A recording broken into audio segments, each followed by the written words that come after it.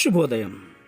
Global బెతేనియా Calvary ministry తరపున ఈ ఉదయకాల సమయంలో మరొకసారి మీ అందరితో కూడా కలుసుకుని దేవుని యొక్క పరిశుద్ధమైన మాటలు ధ్యానించటకును దేవుడు నాకు ఇచ్చిన మధురమైన అవకాశమును బట్టి నేను దేవునికి ప్రత్యేకమైన వందనాలు తెలియచేస్తున్నాను. ఈరోజు కూడా పరిశుద్ధమైనటువంటి వేద గ్రంథములో నుండి మరి యొక్క చక్కటి మాటను చదువుకుందాం. రోమిలకు రాసిన పత్రిక 1వ అధ్యాయము 16వ వచనాన్ని నేను చదువుతున్నాను, దయచేసి గమనించమని ప్రభు పేరిట మనవి చేస్తున్నాను. రోమిలకు రాసిన పత్రిక 1వ అధ్యాయము 16వ వచనము. సువార్తను గూర్చి నేను సిగ్గుపడువాడును కాను, ఏలైనగా నమ్ము ప్రతివానికి మొదట యూదులకని గ్రీక్ దేశస్థుడని కూడా రక్షణ కలుగు చేయుటకు అది దేవుని శక్తి అయి ఉన్నది. దేవునికి స్తోత్రం కలుగునుగాక. ప్రియులారా, గమనించండి, బాప్తిస్మము అంటే హృదయములోని విశ్వాసమును కలిగి చేయడానికి ఒక గొప్ప క్రియ. విశ్వాసము అన్నటువంటిది నిరీక్షింపబడి యొక్క నిజ స్వరూపం. అది తాకడానికి వీల్లేదు. దీని క్రియ ద్వారానే మనము అనేక మందికి చూపించగలుగుతాం. ఈ విధంగా యేసుక్రీస్తుతో మన విశ్వాసమును ఇతరులకు కనపరిచినప్పటికీ, వారు దాన్ని గ్రహించలేకున్నప్పటికీ మనము క్రియారూపముగా దీనిని వారికి తెలియపరుస్తాం. అవును, ఒక కూటములో సేవకుడు మారు మనస్సు గురించి మాట్లాడుతూ ఉంటున్నాడు.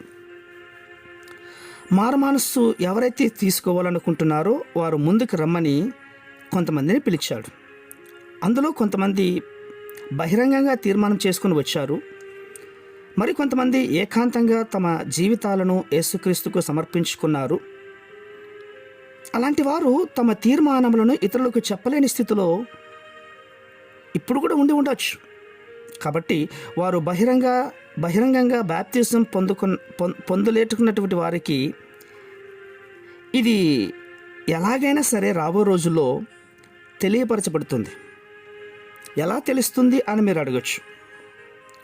ఒక యవనస్తుడు ఎవరికీ తెలియకుండా ఒక పోలీసు ఉద్యోగంలో చేరిపోయాడు. అయితే అతడు ఉద్యోగంలోనికి జాయిన్ అయిన తర్వాత తన యూనిఫారంను ధరించాలి కదా.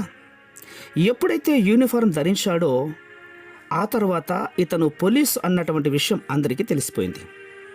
ఈ విధంగా మనము కూడా మన యజమానుడైనటువంటి యేసుక్రీస్తు యొక్క బాప్తిస్మము అన్నటువంటి యూనిఫారం వేసుకోగానే మన చుట్టూ ఉన్నటువంటి వారందరికీ కూడా రక్షణ పొందుకున్నాడు అన్నటువంటిది తెలియపరచబడుతుంది.